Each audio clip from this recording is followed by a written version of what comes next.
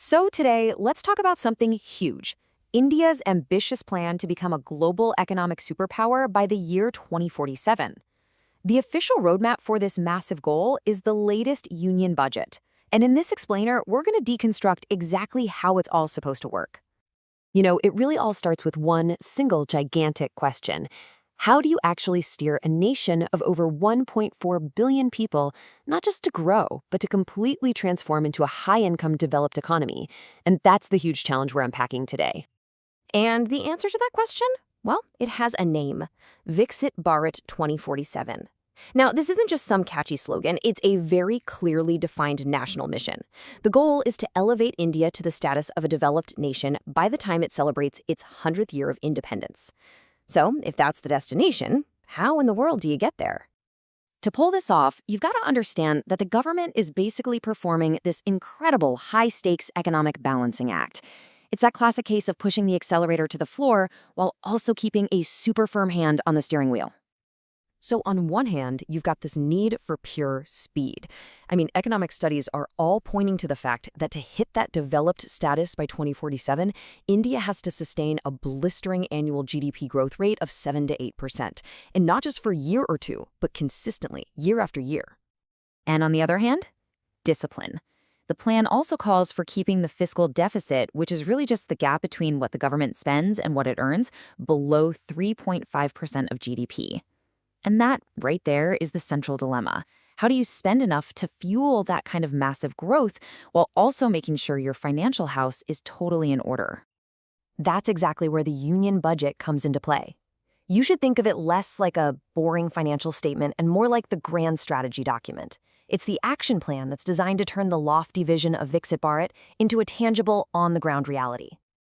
See, this budget isn't just a spreadsheet full of numbers. It's actually guided by a core philosophy that's centered on three fundamental duties, or as they're called, kartavyas. These three duties, they're really the bedrock of the entire strategy. First up, hit that high growth rate and, crucially, keep it going.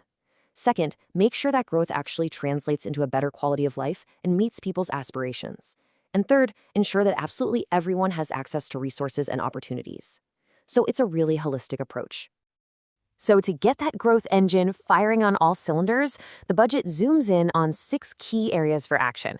We're talking about everything from scaling up strategic manufacturing to cut down on imports, all the way to modernizing traditional industries and, of course, making absolutely massive investments in infrastructure. This is where the money is going.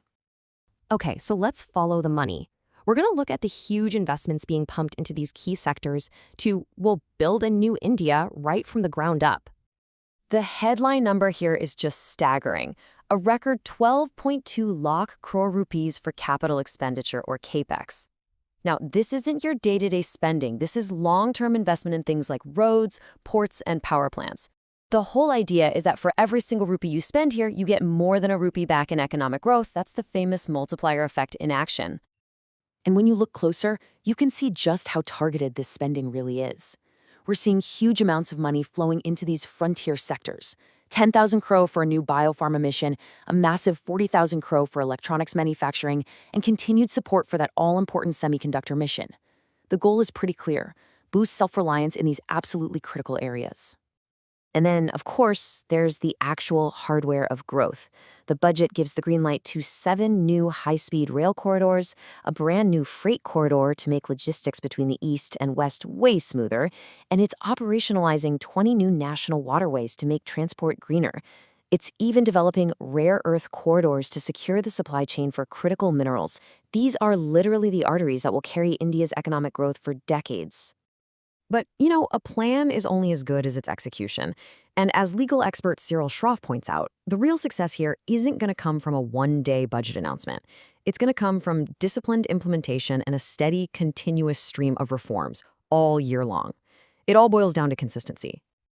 Okay, so we've looked at the big, grand, macro picture. But what does all of this mean for you, for your personal finances, and for the markets? Let's zoom right in on the details that might actually affect your wallet. All right, first things first, the big question on everyone's mind. The finance minister announced no changes to the personal income tax slabs. So for most salaried folks out there, your tax rates are going to stay exactly the same as they were last year. However, if you're an investor, well, the story gets a little more interesting. While the broad tax rates are stable, the budget did introduce some very specific tweaks that could definitely impact your portfolio. So what's changing? Well, the most significant change for traders is a hike in something called the Securities Transaction Tax, or STT, specifically on derivatives. The rates for futures and options trading are going up. The government says the goal here is to curb what it calls excessive speculative activity, especially given the massive trading volumes we've seen. So basically, this makes high-frequency trading a bit more expensive, and that could really impact profits for very active traders. Here's another key switch up, and this one affects how share buybacks are taxed. It used to be that the company paid the tax. Now, that tax responsibility is shifting to you, the shareholder, and it'll be treated as a capital gain. This brings it in line with how dividends are taxed. But there is a little catch for company promoters. They'll face an extra tax to prevent any funny business. The budget also had a few other important tweaks. The upfront tax you pay on overseas tour packages and some education payments is now down to a flat 2%.